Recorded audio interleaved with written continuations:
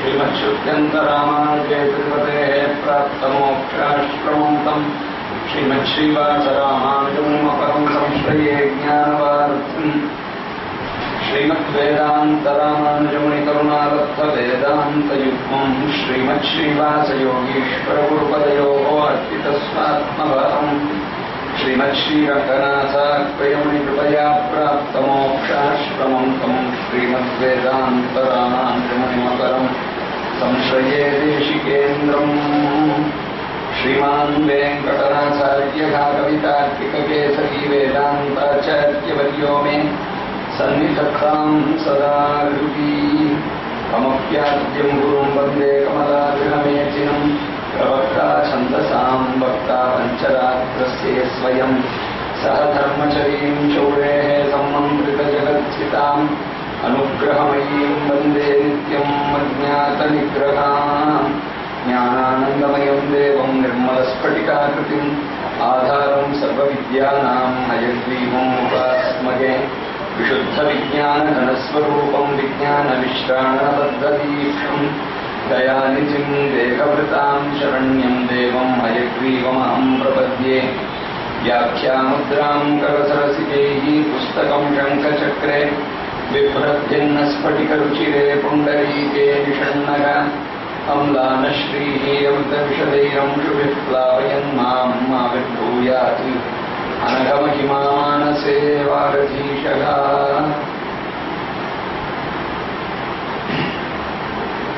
उपवीतिनमूर्ध्वपुण्ड्रपन्तं त्रिजगत्पुण्यफलं त्रिदण्डहस्तं शरणागतसार्थभागमेडेशिकया शेखरिणं पतिं यतीनाम् वन्दे तं यमिनां दुरन्धर्मकं मानान्धकारद्रुगा अंसानं परिपन्थिनां निजदृशारुन्धानमिन्दानया दत्तं येन दयासुधां गुणिसिना पीत्वा विशुद्धं पयगा कालेन गाकविशैलकृष्णजलदगा साङ्क्षाधिकं वर्षति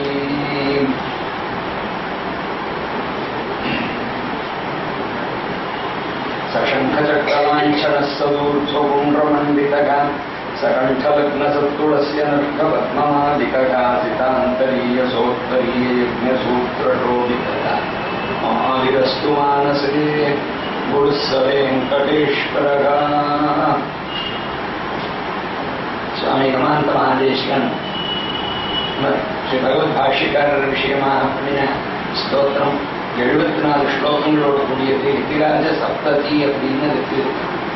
விசேஷமா நாமகரணம் பண்ணியிருக்க பகவத் ராமானுஜரை அனுபவமான இந்த ஸ்தோத்திரத்துல ஸ்தோத்திரம் பண்ணியிருக்க. யதி சார்வபௌமர், லக்ஷ்மணமுனி, யதீந்திரர், யதீஸ்வரர், யதிராஜர், ஸ்ரீபாஷ்யக்காரர், எம்பெருமானார், உடையவர் அப்படின்னு அநேகம் பெருமைகள் ஸ்ரீ பகவத் ராமானுஜர் கொண்டு வந்த திருநாமங்களால் விளங்கக்கூடியவர் இந்த சுவாமி. இந்த ஸ்தோத்திரத்துல முதல் 10 ஸ்லோகங்கள்ல ஆச்சாரிய பரம்பரையை அனுசந்தானம் பண்ணுகிறார். சர்வேஸ்வரனிடத்திலிருந்து ஆரம்பித்து ஆச்சாரிய பரம்பரையை முதல் அனுசந்தானம் பண்றார். லட்சுமிநாத சமாரம்பாம் நாத யாமனமத்தியமாம் அஸ்மத் ஆச்சாரிய பர்யந்தாம் வந்தே குரு பரம்பராம் அப்படின்னு அவரோகண கிரமத்துல சர்வேஸ்வரனிடத்திலிருந்து ஆரம்பிச்சு நம்ம ஆச்சாரியர்கள் வரையில் இருக்கக்கூடிய குரு பரம்பரையை அனுசந்தானம் பண்ணணும்னு சொல்லியிருக்கு.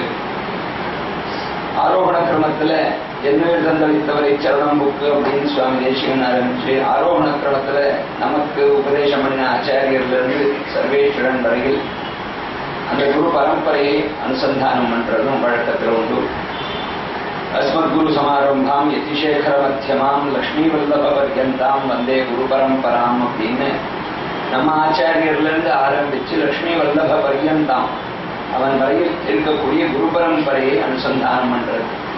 இந்த சித்தாந்தத்துக்கே அசாதாரணமா உள்ளது இந்த குரு பரம்பரை அனுசந்தானம். ஏன்னா இந்த சித்தாந்தத்துல 2வது பொருளை ஒத்துக்கொள்றதுனால குரு சிஷ்யன் ரெண்டு பேரையும் ஒத்துக்கொள்ற அஜ்ஞானாந்தகாரத்தை போக்கின ஆச்சாரியன். அந்த ஆச்சாரியன் பண்ணின உபகாரம் அபாரமானதாகையால அந்த குருவுடைய சந்ததியையே நாம் விசேஷமா கௌரவிக்கணும். நமக்கு இன்னைக்கு இந்த மகான் உபதேசம் பண்ணார்னா அதற்கு காரணமாக இருந்தவர், அவருக்கு உபதேசம் பண்ணின ஆச்சாரியர், நமக்கு பிராச்சாரியர். அந்த மாதிரி அந்த கணக்குல சர்வேஸ்வரன் தான் பிரதமதாக உபதேசம் பண்ணினார். யோ பிரம்மாணம் விததாதி பூர்வம் யோவை வேதாம்ச பிரயோத்தஸ்மை கருணி தேவம் ஆத்மபுத்தி பிரசாதம் முமுக்ஷுவை சரணமாம் பிரபத்தியன் ஸ்வேதாஸ்வத உபனிஷத்துல சொல்றது. பிரம்மதேவனுக்கு முதல்ல சர்வேஸ்வரன் உபதேசம் பண்ணி மேற்கொண்டு எல்லோருக்கும் பிரம்மதேவனின் மூலமா வரும்படியா பெருமான் சங்கல்பித்தான். இப்படி ஆதிகுருவாக இருக்கக்கூடியவன் சர்வேஸ்வரன். இந்த ஆதிகுரு வரையில் இந்த குரு பரம்பரையை அனுசந்தானம் பண்ண வேண்டியது கிரமம். ஆதி குருவான சர்வேஸ்வரனிடத்திலிருந்து ஆரம்பித்து நம்ம ஆச்சாரியர்கள் அனுசந்தானம் பண்றதும் கிரமம் உண்டு.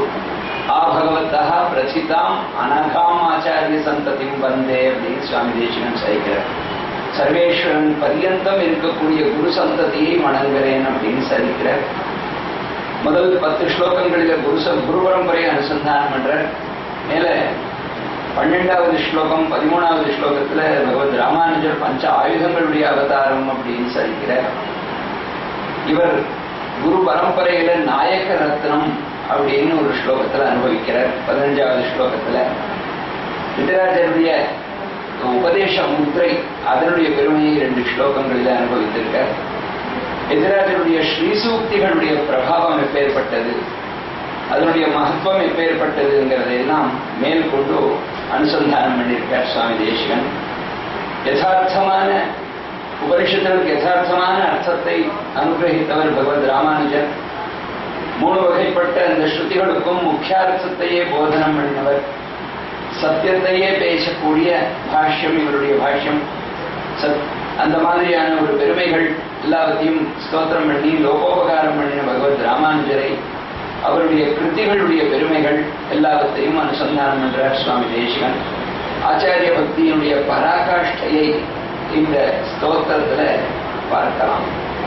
சுவாமி நிகமாந்த மகாதேசிகர் எதிராஜருடைய பெருமையை யதார்த்தமாக எடுத்து சாதித்த அற்புதமான ஸ்தோத்திரம் இந்த ஸ்தோத்திரம்.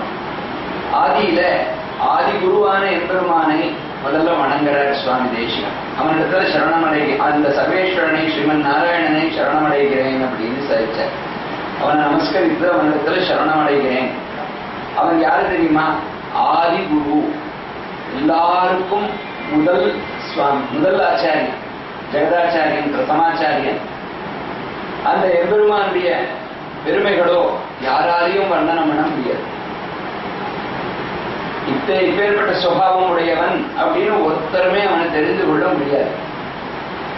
அப்பேற்பட்ட பெருமை வாய்ந்தவனாகியாலே அவனை சுவாமி தேசிகன் கமபி ஆத்தியம் குரும் வந்தே அப்படின்னு சொல்லிச்சு. கமபி அனிர்வச்சனீயன், வர்ணனம் பண்றதுக்கு சாத்தியம் இல்லாத குணம்.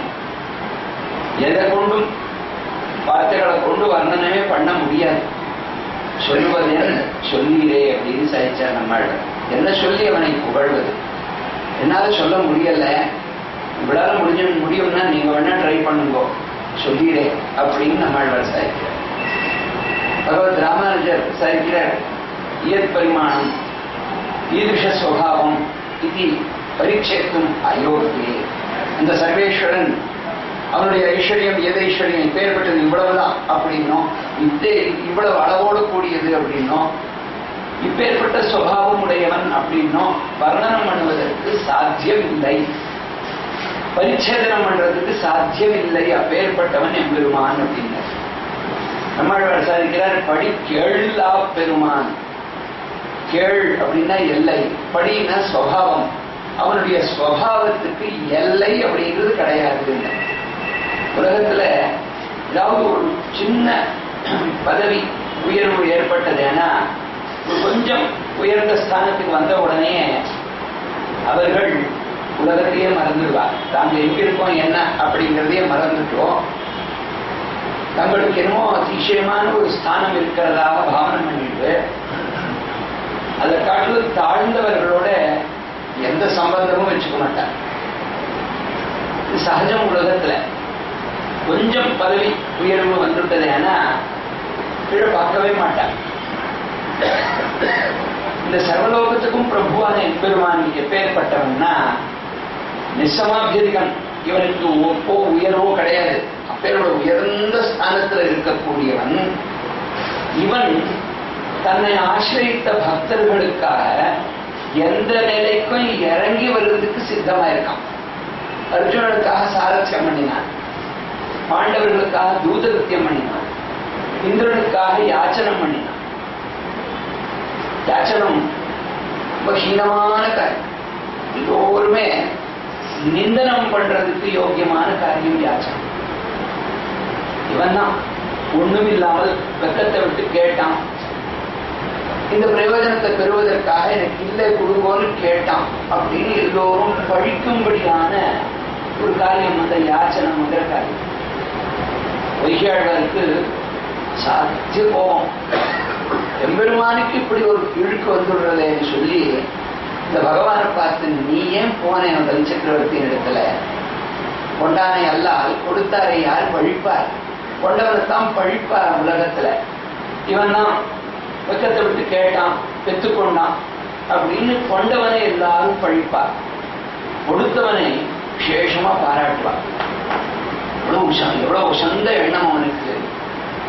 உத்தமமான தேசம், உத்தமமான காலம், உத்தமமான பாத்திரம் கிடைச்ச போது அந்த அவகாசத்தை நல்லபடியா பயன்படுத்திட்டு சர்வேஸ்வரனுக்கு பரிபூர்ணமா எல்லாத்தையும் கொடுத்தானே. பலிச்சக்கரவர்த்தியை போல தானம் கொடுக்கிறவா யாரு அப்படின்னு உலகமெல்லாம் பாராட்டி, சர்வலோகத்துக்கும் பிரபுவான எம்பெருமான், படி அளக்கும் ஐயன், ஆண்டளக்கும் ஐயன் அந்த சுவாமி பலிச்சக்கரவர்த்தியை போல தானம் கொடுக்கக்கூடியவன் லோகத்துல யாருமே இல்லை. நானே பெற்றுக்கொண்டு அவனுடைய பெருமை என்னங்கிறத உலகத்துக்கு தெரியப்படுத்தினேன்னு சொன்னான். அக்ரபட்டனாக தான் ஓங்கி வளர்ந்தான். வேதாந்தேசிகர் சாதிக்கிறார், விருடா வித்த பதான்யதானவ யசோ நாசீரத் அடிபட்டா. பதான்யன் வத அந்நியத்து, வத அந்நியத்துன்னு கேட்கக்கூடியவன் உத்தமமான தானி. என்ன தானம் கேட்கிறார்களோ அதை கொடுத்த பிறகும் எனக்கு திருப்தி ஆகலை, இன்னும் கொடுக்கணும், இன்னும் கொடுக்கணும்னு ஆசை, இன்னொன்னு கேளு, இன்னொன்னு கேளு, இன்னொன்னு கேளு அப்படின்னு கேட்டு அவர்கள் கேட்டதை எல்லாம் கொடுக்கக்கூடியவன் யாரோ அப்பேற்பட்டவனுக்கு வதான்யன்னு பேர். கேட்டதையெல்லாம் கொடுத்து இன்னும் இன்னும் மீண்டும் கேளு, மீண்டும் கேள், மீண்டும் கேள்னு சொல்லக்கூடியவன் வதான்யன். திருக்குறள் சரிப்பர், நாமும் வதான்யர்கள் தான், கொடுக்காமல் அப்படின்னு சரி. கொடுத்து வதான்யர்கள் அப்படின்னா பலிச்சக்கரவர்த்தி போல, கொடுக்காமல் வத அந்நியத்துன்னு சொல்லக்கூடியவர்கள் நாமும். ஏதாவது ஒரு பெரிய கோயில் போன்றது கட்டணும்னா அந்த டெம்பிள் கன்ஸ்ட்ரக்ஷனுக்காக பெனிஃபிட் பர்ஃபார்மன்ஸ் அப்படின்னு ஏதாவது ஒரு பெனிஃபிட் பர்ஃபார்மன்ஸ் போன்றதெல்லாம் வைப்பார். பெங்களூர்லேயும் ஜெயநகர் ஆசிரமத்துக்கு ஹேமமாலினி டான்ஸ் போன்றதை பெனிஃபிட் ஹேமமாலினி டான்ஸ் ஏற்பாடாக இருந்தது. அது 500 ரூபாய் டிக்கெட் அப்படின்னு, முதல் 500 ரூபாய் டிக்கெட்டு சுவாமி கோயில் கட்டுறதுக்கு உபயோகமாகும், ஒரு டிக்கெட் வாங்கிப்போம், அதனால என்கரேஜ் பண்ணணும் அப்படின்னு சொன்னா முடியாது, பேரை சொல்லுவோம் அப்படின்னு சொல்லுவோம்.